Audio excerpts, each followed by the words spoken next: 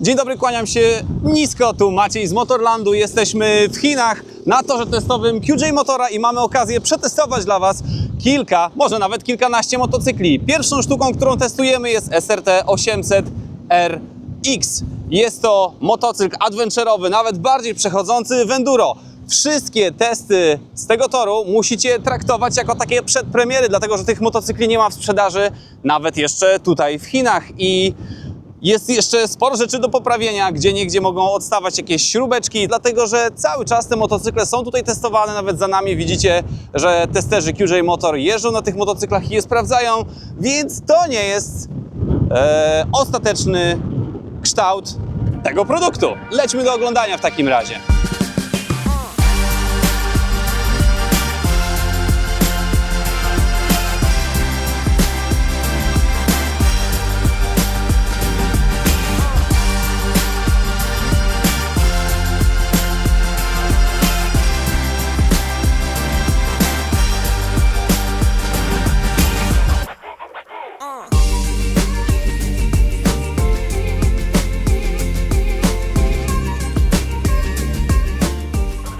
Przeleciałem kilkanaście okrążeń, zrobiłem także po tych dodatkowych wertepach kilka okrążeń, także mogę już coś powiedzieć na temat tego motocykla. To jest, słuchajcie, 800 z pojemnością 799 cm3, okolice 95 koni i 87 niutków każą sądzić, że jest to produkt bardzo bliski, przynajmniej silnikowo, do KTM 790 Adventure, którego przecież doskonale znam, bo jeżdżę nim na co dzień. Dźwięk silnika jest bardzo podobny. Jakie mamy tutaj osiągi, jak się tym jeździ? Przyspieszenie piorunujące, bardzo dobre. Ja uwielbiam swój motocykl, ten jest bardzo podobny, więc silnikowo, przyspieszeniowo, wrażeniowo, jeśli chodzi o emocje, jest naprawdę dobrze. Jeśli chodzi o wyposażenie, no oczywiście mamy tutaj marcokki, nie ma nalepki, nie jest oznaczony, no bo to oczywiście motocykl testowy, który cały czas jest poprawiany. Nie wiem oczywiście, czy finalnie będzie też na tych oponach takich, no nazwijmy je bardziej może endurowymi niż czasowymi. Hamulce Brembo, dwie tarcze 320 mm, z tyłu 260, jeżeli dobrze pamiętam. Oczywiście bardzo dobrze hamuje ten zestaw, no bo czego innego moglibyśmy się spodziewać właśnie po tym dostawcy. Prześwit 21 cm, jeśli chodzi o skok zawieszenia w okolicach 200 mm. Nie ma tych baków na dole zastosowanych w KTM-ie. Bak jest gdzieś tam na górze, więc prowadzenie jest trochę inne, nie jest dokładnie tak samo, natomiast czuć, że ten motocykl jest bardzo podobny, nawet pozycja jest bardzo podobna. Rama oczywiście nie sądzę, żeby była z KTM-a, dlatego że jest bardzo podobna do tych, które już w QJ-u ja widziałem. A wracając do baku, to ma pojemność 21 litrów. Na renderach motocykl jest przedstawiany razem z kuframi centralnym i bocznymi, także pewnie będzie sprzedawane razem z tymi akcesoriami. Jeśli chodzi o puszkę, to jest taka QJ-owa, bardzo podobna do tych wszystkich, które już widzieliśmy. Zawias jest regulowany zarówno z przodu, jak i z tyłu. Jest amortyzator skrętu. No i słuchajcie, ta wieżyczka wreszcie, która w endurowych motocyklach występuje. No i tutaj postawiono również na to. Szyba jest regulowana bardzo podobnie, tak jak w CF Moto.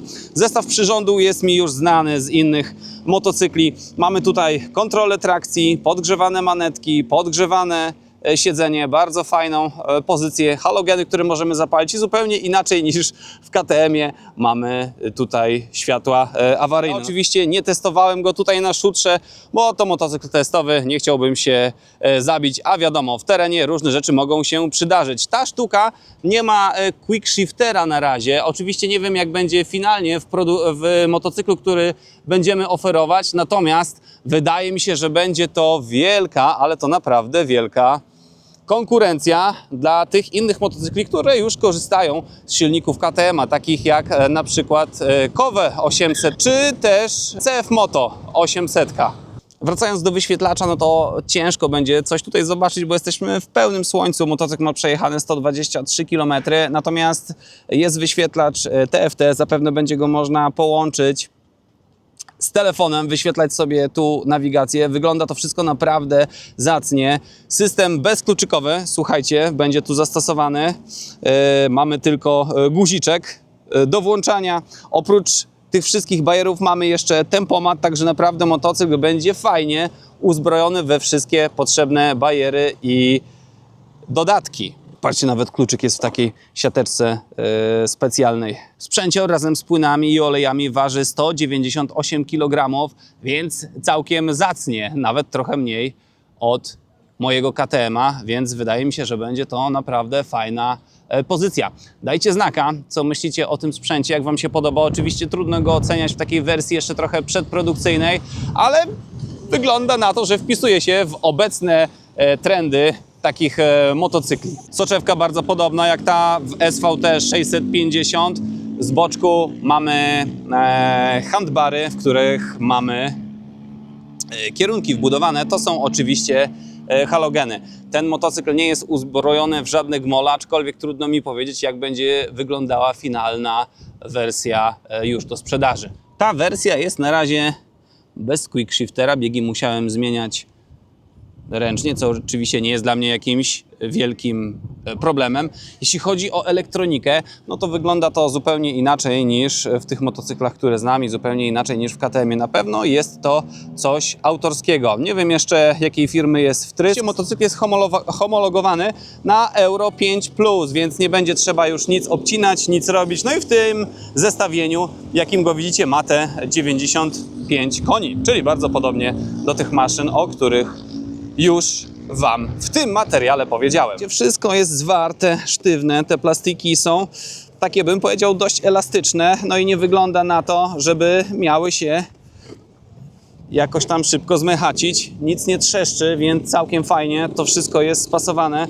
O jakości wykonania oczywiście trudno na razie powiedzieć, bo nie jest to produkt ostateczny, finalny, końcowy, tylko taki testowy, który jest cały czas jeszcze poprawiany, więc gdzieniegdzie jakieś tam felerki mogą się przytrafić. Aczkolwiek całość wygląda i brzmi bardzo fajnie. Takim osobom do 1,80 m powinno bez problemu udać się dostać do ziemi, bo kanapa jest na wysokości 830 mm. Tak wyglądam na siedząco. Oczywiście motocykl jest na bocznej stopce, więc trochę jest to karykaturalne. Tak wyglądam na stojąco. Także słuchajcie, całkiem fajnie. Dajcie znać w komentarzach, co o tym motocyklu sądzicie i czy warto, żebyśmy zamówili trochę większą ilość, bo wygląda na naprawdę niezłego konkurenta, przynajmniej dla 3-4 motocykli, które na rynku są już dostępne. Jeśli chodzi o cenę tego cuda, to na razie nie mam pojęcia, ile kosztuje, ale mam nadzieję, że uda się zrobić trójkę z przodu. Dzięki temu będzie bardziej konkurencyjna cenowo. Serdecznie dziękuję Wam za to, że obejrzeliście ten materiał. Jeżeli macie ochotę zobaczyć inne motocykle, które testujemy, czy ja testuję na tym torze, to serdecznie zapraszam do oglądania pozostałych materiałów na tym kanale.